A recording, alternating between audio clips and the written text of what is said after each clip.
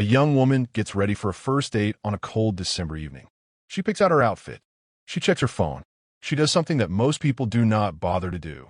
She sends her friend a photo of the man she is meeting. She tells him the name of the bar. She promises to check in. And she does check in, right on time. She sends a message that says the date is going well.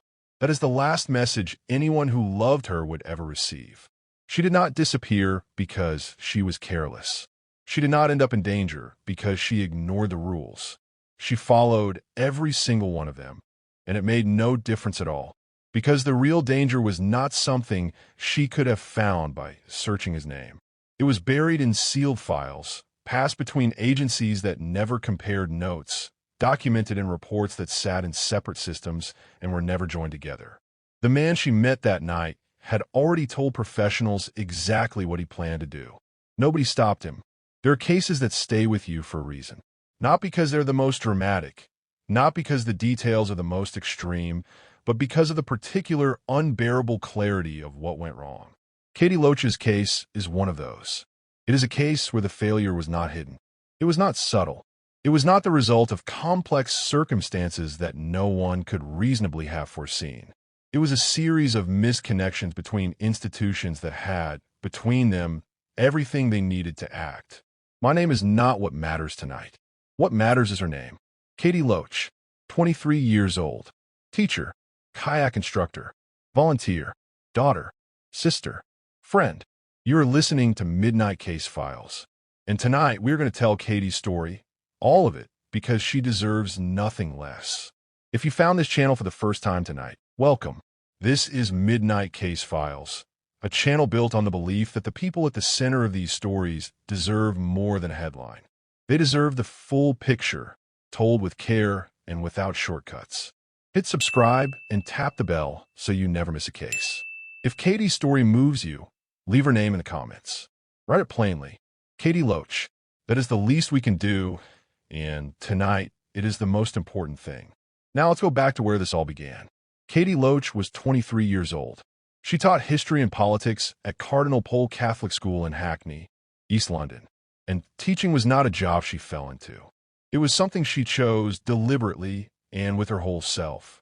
The people who worked with her said she arrived every morning with purpose. She knew her students. She remembered what mattered to them. She showed up, not just physically, but in the way that actually counts, present, consistent, and genuinely invested in the young people sitting in front of her. Former students and colleagues remember her not just as someone who taught well, but as someone who noticed them. The student who was having a difficult week. The one who was falling behind and needed someone to ask why, not just when. That level of attention, the kind that costs a person something, is not common. Katie gave it freely. Outside the classroom, she was a trained kayak instructor, a sportswoman, the kind of person who fills up a room without trying, not through noise or performance, but through a kind of warmth that people feel before they even register what it is.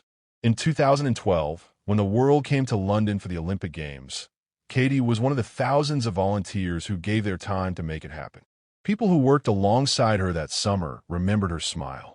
They remembered how she made them feel, the way she had of making everyone around her feel a little more at ease. She was the youngest of 3 sisters. She lived at home with her parents. Her family was close in the way that matters, not just by proximity, but by choice. Katie Loach had no enemies. She had no complicated past. She was simply a young woman living her life in one of the world's great cities, doing what millions of people her age do, including using a dating app to meet someone new. She had a profile on Plenty of Fish. In the early days of December 2015, a man named Carl Langdell matched with her. Carl Langdell looked, on the surface, like a reasonable choice. He told people he was a lawyer, the founder of his own legal firm. He was articulate and self-assured. He had learned, over many years, exactly how to present himself, how to speak, how to listen, how to make a person feel like the most important one in the room. What he had also done, over those same years, was build a documented history of escalating violence that should have kept him away from every dating profile in the country. In 2009, 6 years before Katie Loach would ever hear his name, Langdell received a police caution for assaulting his girlfriend. It was recorded. It was filed, and then, as happens in so many cases, it was treated as background noise, a data point that nobody connected to anything else. 6 years passed. In March of 2015, 9 months before the night Katie died, his behavior tipped into something far more alarming. He threatened to cut the throat of his girlfriend's sister. He made threats against a psychiatric nurse. These were not vague or impulsive words. They were explicit, targeted, the kind of language that leaves no room for interpretation. He was detained under the Mental Health Act, and during the assessments that followed, something was written into his file, something that, once you read it, is impossible to set aside. Karl Langdell derived sexual gratification from thoughts of killing women. That was not a rumor. That was not an inference.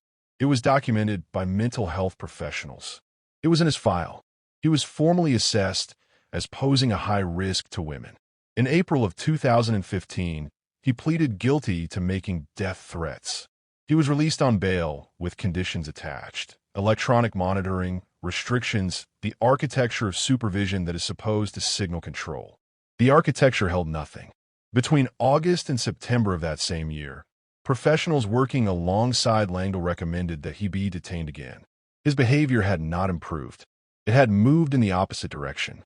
And during that period, he said something that should have sent a shock through every agency connected to his case. Asterisk, when I get out, I will kill someone. Asterisk, that statement was not recorded as a crime. He was discharged from inpatient mental health care on the 20th of September, 2015. On the 2nd of December, 2015, just 12 days before his first message to Katie Loach, Karl Langdell stood in court and was sentenced for his previous offenses. 9 months in prison, suspended for 2 years, mandatory mental health treatment. He walked out of that courtroom a free man. 12 days later, he was browsing dating profiles. Here is the part of this story that is hardest to sit with. The information that should have flagged Karl Langdell as an active danger to women. The risk assessments, the documented fantasies, the 4 separate threats, the formal mental health evaluations, all of it existed. Every piece of it was real. Every piece of it was written down somewhere. It had simply never been put together. The police held one part. The NHS held another. The probation service held a third. And none of these agencies at any point compiled what they collectively knew into a single picture of who this man was and what he was capable of. Think about that for a moment. 3 separate institutions, all of them dealing with the same man. All of them in possession of information that, taken together, painted an unmistakable portrait of someone who had told professionals he wanted to kill a woman. And not one of those 3 institutions ever looked across at the others and said, "Have you seen what we have seen?" Each one of them, working with the portion of the file they held, may have been able to justify the decisions they made. In isolation, each assessment might have seemed defensible. But the whole point of a multi-agency framework is that isolation is not supposed to be the working condition. Dangerous people do not file themselves neatly under one department. They move through systems. They interact with multiple institutions. And the only way those institutions can manage the risk they represent is by talking to each other. That conversation never happened. The system did not fail to collect warnings about Karl Langdell. It failed to read them together. Katie matched with Karl Langdell in early December of 2015. His profile told her he was a lawyer. He came across as educated, grounded, interesting. There was nothing she could have typed into a search bar that would have returned what was sitting in those sealed files. So she did what a careful person does. She told her friends his name. She sent them his photograph. She told them where they were going. She checked in with them during the evening. She did every single thing that every safety guide, every concerned parent, every well-meaning article tells young women to do when they meet someone new. Katie Loach was not reckless.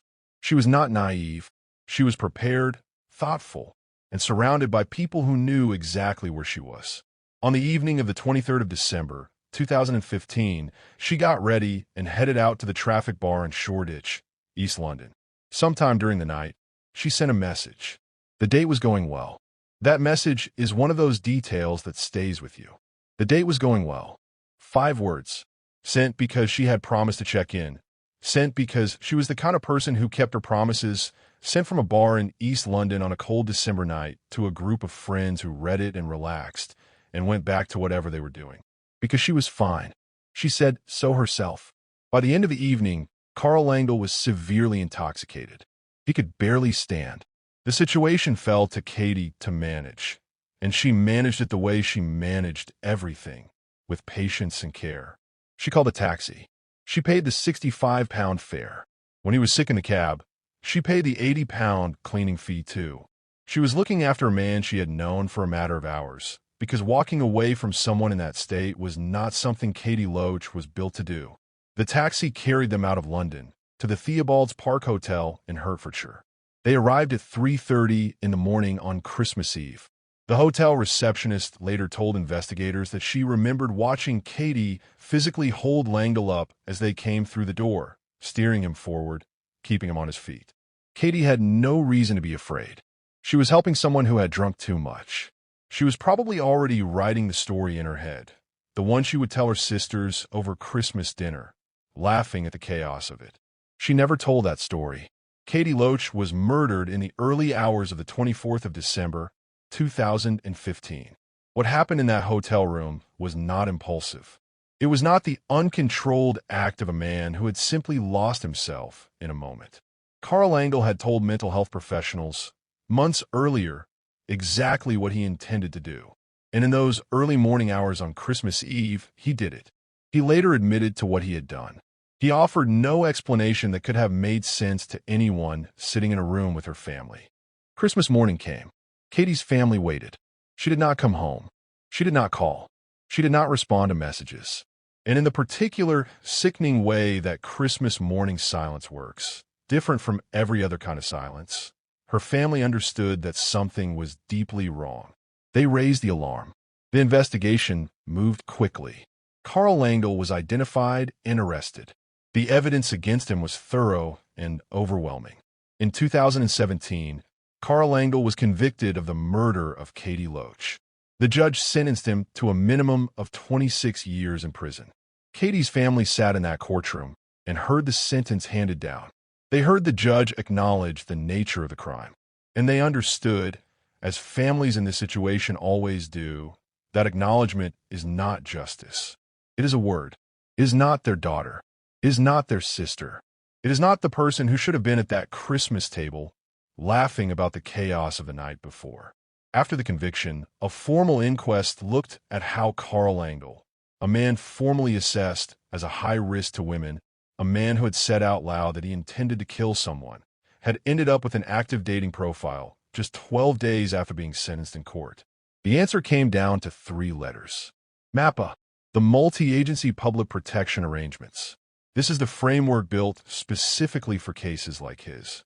It brings together police, probation, and the health service, and it is designed to ensure that when a dangerous person moves through the system, every relevant agency knows what the others know. The problem is that someone has to trigger it. 3 agencies, 3 separate information systems, 3 different ways of recording and categorizing risk. And in Langdell's case, not one of them picked up the phone to the others and said, "Look at this file, look at all of it, put it together." Not in 2009, after the assault. Not in 2015, after the death threats. Not after his documented thoughts about killing women were written into his mental health file. Not after the 4th threat, the one where he told someone plainly, "When I get out, I will kill someone." The police knew about the assault. The health service knew about the documented risk. The probation service knew about the suspended sentence. But nobody knew all of it, and nobody was formally required in a way that could be enforced to build the complete picture. This is not an unusual failure. The same pattern, information sitting in silos, protocols not triggered, agencies working with fragments instead of the full story, shows up across case after case in the United Kingdom and far beyond it. The inquests happen, the recommendations are written, and then, years later, another inquest convenes because the same gap was left open. What sets this case apart is how little ambiguity there was. Langdell was not a subtle risk. He was not someone whose danger was hidden or hard to read. He had been assessed, documented, and classified. His own words had been recorded. The warning was not a warning. It was a statement of intent. And still, nothing was done to keep him away from the women he had described wanting to harm. By 2015, online dating was ordinary. It was not something people explained or apologized for anymore. Millions of people used these platforms every day in every city, in every country. It was just how people met. And yet those platforms, then, and in many cases still now, had no mechanism for flagging users with documented violent histories. There was no requirement, in the United Kingdom or anywhere else, for dating apps to cross-reference their user databases against records of people assessed as dangerous. A man could stand in court on a Friday, receive a suspended sentence for making death threats, walk outside, and open a dating app before the weekend was over. There was no barrier. There still largely is not. In the years that followed Katie's death, campaigners pushed for stronger vetting requirements on these platforms, particularly for people with violent criminal histories. In 2021, the Online Safety Bill moved through Parliament and eventually became law. It was meaningful legislation, but mandatory background checks for dating apps remained, and remain, a question that has not been answered. The platforms say it is technically complicated. Advocates for victims say that is not the obstacle it is made out to be. What is not complicated is this. Karl Engel should not have been on a dating app in December of 2015. Whether that responsibility lay with the justice system, the health system, the probation service, the platforms themselves, or all of them together. That conversation is worth having. What is not acceptable is landing on the answer that nobody was responsible. Katie Loach paid the price for that absence of responsibility. She should not have been the one to pay it. In the years after her death, the people who knew Katie held her close in the ways that people do when grief has no choice but to live alongside daily life. Her students wrote tributes. Her colleagues spoke about what it felt like to walk into that school without her. Her fellow kayakers remembered her on the water. The volunteers she had worked with during the Olympics remembered the summer they had spent side by side with her. People who had met her once remembered her. That is the kind of presence she had. Her school held memorials. Her community grieved. And then, as communities do when the grief is permanent and the world keeps moving anyway, they found a way to carry her forward, not as a tragedy only, but as a person. As someone who taught them something about how to show up, how to care, how to give your time to others without keeping score. The campaigns that grew in her name pushed for real, structural change, not symbolically, but practically. Legislation, accountability, requirements that dating platforms take seriously their role in the lives of the people who use them. Karl Engel spent the years after his conviction in prison. On the 11th of February, 2021, just after midnight, prison staff found him with a self-inflicted wound. He was taken to hospital. At 1:47 in the morning, he died. Reactions to that news were complicated, as they tend to be. Some felt that 26 years was already too little, that he had lived years Katie would never get to live. Others had long since stopped looking to the system for anything that resembled resolution. What is not complicated is what was lost. Katie Loach was 23 years old. She was a teacher, a sportswoman, a volunteer, a daughter, a sister, a friend. She told people where she was going. She checked in. She was careful. She deserved to come home. The case of Katie Loach is not only about what one man did on one night. It is about what the systems around him knew and did not act on. It is about agencies that held pieces of a picture they never assembled. It is about a framework designed to protect people that was never triggered. It is about platforms that processed millions of users without a single mechanism to catch the ones they should never have allowed in. Karl Engel was not a mystery. He did not slip through unseen. He was documented. He had been assessed. He had spoken his intentions aloud to the very professionals charged with monitoring him. He was, in every meaningful sense, known. And Katie Loach is still gone. There is a harder question underneath all of this, one that inquests struggle to answer because it is not really a legal question at all. It is a question about what kind of society we want to live in. We build systems. We design frameworks. We hold inquests when those frameworks fail and people die. We write recommendations. And then, in too many cases, we watch the same failure happen again in a different city to a different family, and we hold another inquest and write more recommendations. At what point does the pattern become a policy? The inquest into Katie's death concluded that individual criminal responsibility rested with Langle alone. That is correct, and it is right.